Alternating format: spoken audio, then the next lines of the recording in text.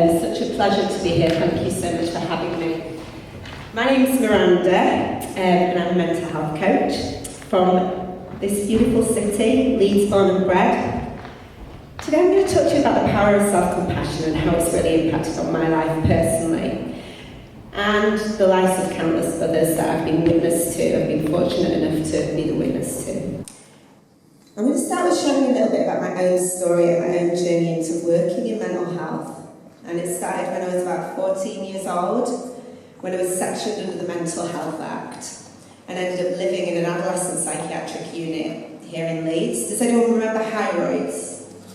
Highroads Hospital, big domineering building which is now some swanky flats. I'm not quite sure if people realise what it used to be. So I ended up living in there for 9 months. I was in the adolescent psychiatric unit. I'd been running away from home a lot at that age, self-harming really severely, and it had got to the point where I tried to take my own life. And I got put in there for my own good, to sort of keep me safe. It was a really difficult experience for me at that age. I felt very, very alone. But this is not a sad story at all. That experience that I had at that age has gone on to shape my whole entire life. And I feel immense gratitude for that experience that I had. And the many years after where I suffered really terribly with my mental health. Really, really not having a great time in life throughout my teenage years especially. I'd gone on as an adult to work for some of the leading mental health charities in the UK, and I've gone on within the past couple of years to start to work for the NHS and developing my own services within the NHS, based around the tools that have sort of supported me to recover. So I really strongly believe that we all get these experiences in this life that we can either frame as good or bad.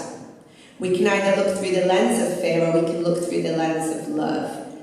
And I choose to do the latter because I've seen the dramatic impact that it's had on my life and the lives of others. The experience that I had as a teenager gave me a really like in-depth insight into quite a cold medical model of mental health treatment. And it's one that I feel has failed many. And it's one that I feel needs to be transformed by people with lived experience. So I really strongly value lived experience practitioners in the field of mental health. The main thing that I started to bring into the NHS, which really hadn't been there before, is self-compassionate practice. The reason that self-compassionate practice has become so important to me, and the reason that I believe that it's the foundation of all mental health recovery, is simply because we have one relationship in our whole entire lives that is going to be around for the rest of our lives. We know it's always going to be there. We know it's constant. We know it's consistent. We're guaranteed to have this one relationship for the rest of our lives. And the only relationship in our lives that we can guarantee is the one that we have with ourselves. The only one. And that goes for including family, friends, daughters, sons, sisters. The one we can guarantee is the one we have with ourselves. So we need to make it a good one. I used to have an inner dialogue going round and round my head.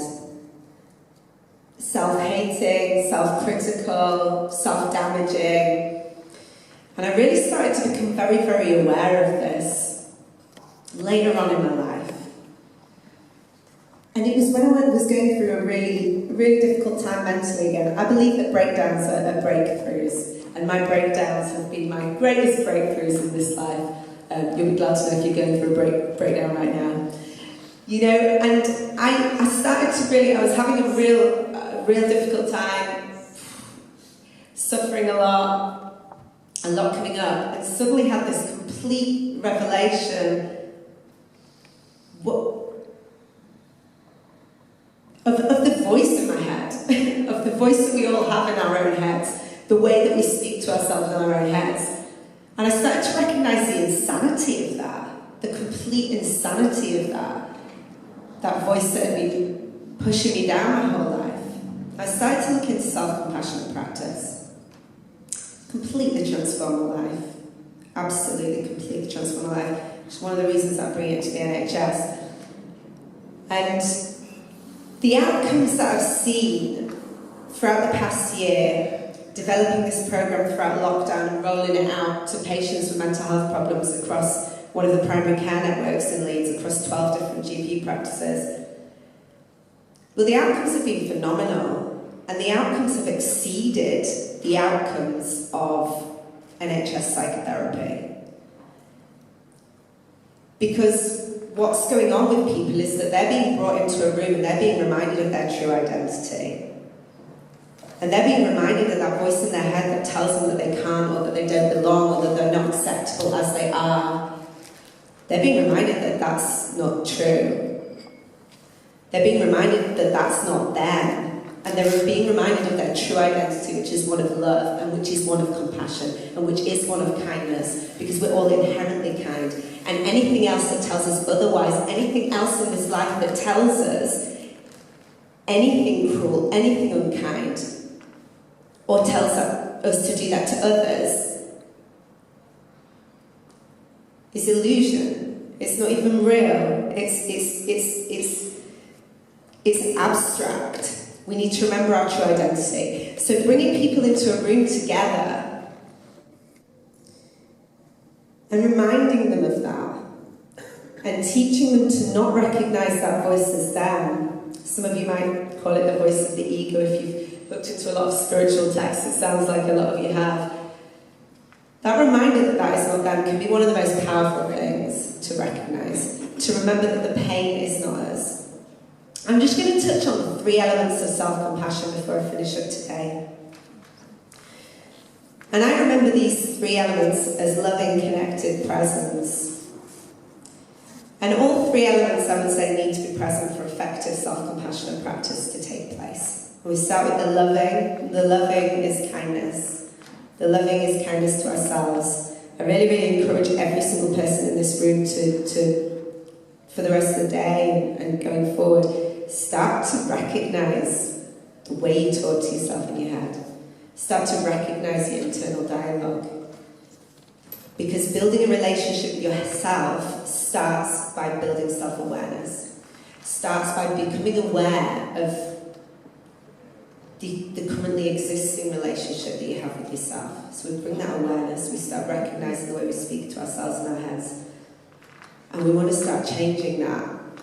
If it's anything but loving, if it's anything but forgiving, if it's you beating yourself up about a mistake.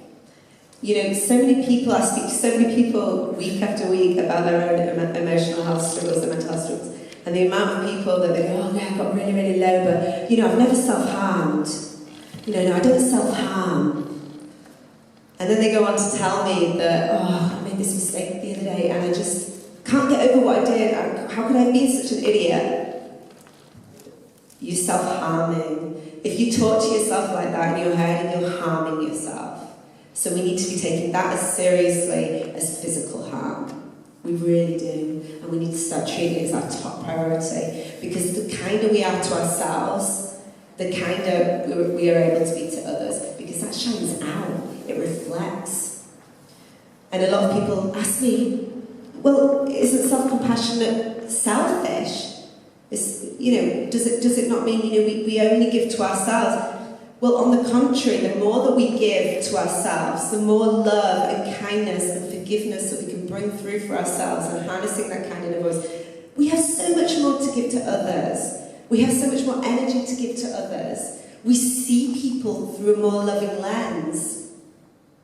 Because anything we perceive in others is only strengthening that in ourselves. I'm just going to repeat that, and that's a line from a book called A Course in Miracles. Anything that we perceive in another is only strengthening that in ourselves. So we want to see the love and kindness in others, and we want to move forward with this forgiveness, and that's what the loving element of self-compassion is. The kindness, the words that we bring through, the comforting, the holding ourselves when we need it the most. The last thing that we need when we suffer emotionally is to give ourselves a further beating. And that's what happens so much of the time.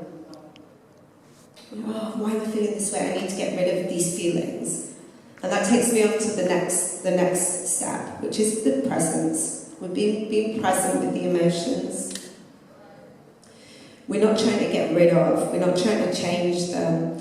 Eckhart Tolle, who a lot of you have probably heard of as well, beautifully says that if we can accept our non-peace, if we can fully accept and embrace being within non-peace, not at peace, then that non-peace will very rapidly be transmuted to peace. To accept I'm not at peace right now, bringing that kindness. We don't want to be trying to resist or get rid of any feelings that we have, and that's a really vital element of self-compassion. It's not that we're trying to get rid of, we're not living in some resistance to what is. We're accepting as it is, and we're honouring those feelings and being present with them. The final step that I'm going to leave you with today is a really powerful one to take forward with you, and it's one that a lot of people don't think about when they think about self-compassionate practice. And it's the element of common humanity. And the element of common humanity means that we recognise that we are never, ever alone with how we feel.